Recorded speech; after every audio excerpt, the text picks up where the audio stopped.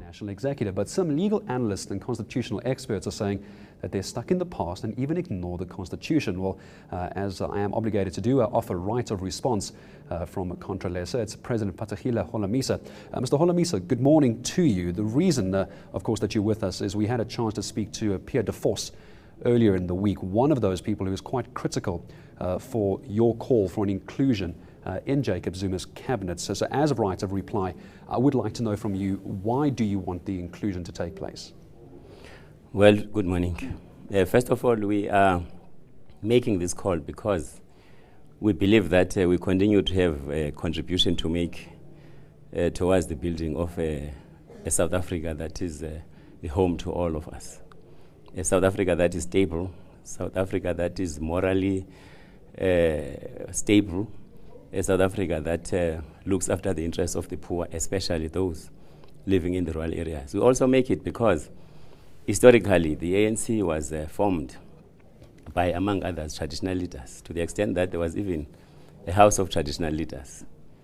That house of traditional leaders was meant to ensure that the decisions that are taken by the ordinary members of the organization, in what they refer to as the lower house, are in the interest of the people as a whole. A traditional leader doesn't look after the interests only of a section of the community, but after the interests of the community as a whole. And we believe, therefore, that if there were to be a number of traditional leaders in the decision-making structures of the country, a lot of issues that are not looked into will be considered.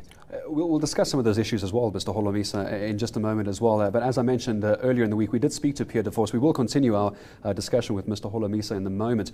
If I can, just take us back to earlier in the week. This was Pierre de Vos. Just one comment I'd like to pick up on. We'll come back to Mr. Holomisa for reaction to this bite from Pierre de Vos in a moment. I don't think that traditional leaders should be given a specific role in the executive. Specifically so because I think traditional leaders are somewhat tainted, given the fact that so many of them were involved in enforcing and applying the past laws, apartheid laws during the apartheid era. They got money for that by giving the necessary stamp of approval for somebody who wanted to go to the city and apply for a pass there. So I would be very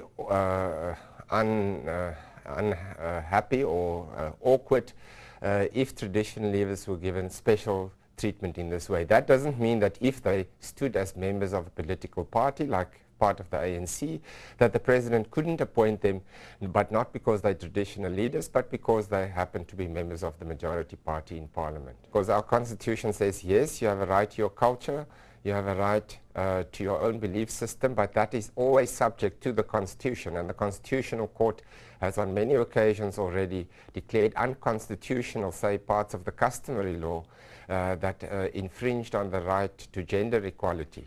And so if there are other practices that discriminate against people on the basis of sexual orientation and so forth, then those practices are really not, you can't really square that with what is acceptable in democracy, in which everybody's rights are to be respected. All right, well, that comment earlier the week from a constitutional expert, constitutional court expert, Pierre de Vos. So with me, Contralesa head Phathekile Holomisa. Mr. Holomisa, you were hearing that insert from Pierre de Vos. What's your reaction to what he says that the Constitution in the past has rejected calls from an organization like yours to be involved? What's your reaction? Well, first of all, he might be unhappy and feel awkward for traditional leaders to be given their rightful place in decision-makers of decision-making structures of the country. But the great majority of South Africans would be very happy and very quite comfortable if traditional leaders were to be in that position. Now, he says the positions that are being called by traditional leaders for inclusion, for instance, in the Constitution were defeated. The role of traditional leaders was watered down. Indeed, that is true. It is true that that happened because traditional leaders were excluded in the formulation of the final Constitution. Hence, you find the final Constitution being the smallest of all the chapter dealing with traditional leadership being the smallest in the Constitution. It's because the people there were not interested in the role of traditional leadership. How has that changed now? Why do you believe the Constitution and the Constitutional Court, for example, will see it differently to how they did in 1996? Well, the reality on the ground demands that the institution of traditional leadership be taken seriously. People continue to look up to traditional leaders in spite of the fact that they are political leaders like MPs, ministers, local councils who are supposed to deliver services. They see the failures of some of them, and they believe that traditional leaders should continue to have a role. And importantly, the Constitution makes a provision for people of South Africa on a yearly basis to make submissions to Parliament on what they believe ought to be changed in the Constitution.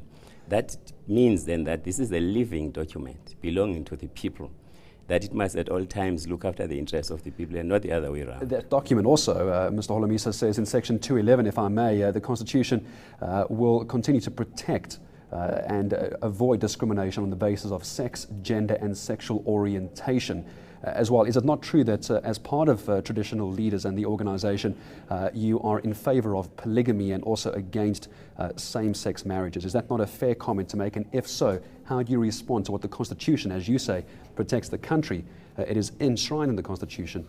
What's your reaction to that part of the legislature? As long as provisions in the Constitution remain, they have to be respected. But that does not mean that people don't have the right to talk about the Constitution and where they believe that it is failing them and where they believe it ought to be improved upon. The same Constitution gives that right to every citizen in South Africa. Very briefly, Mr. Holomisa, I don't mean to push you, we are tight on time. What are you going to do if you do not become, if the four members of your organization or traditional leaders do not become a part of President Zuma's cabinet? What are you going to do, very briefly? Well, of course, we'll continue to talk to the ANC as we do. We'll continue to talk to our people because whatever we say, it is informed by the views and the beliefs of our people. We'll continue. We don't have anywhere else to go. We've been here before colonial times, apartheid, democracy will continue to be there even in the future. So we'll continue to engage. I do thank you for coming in and giving us your reaction as well. A huge pleasure talking to you. Contralesa President Phathekile Holomisa.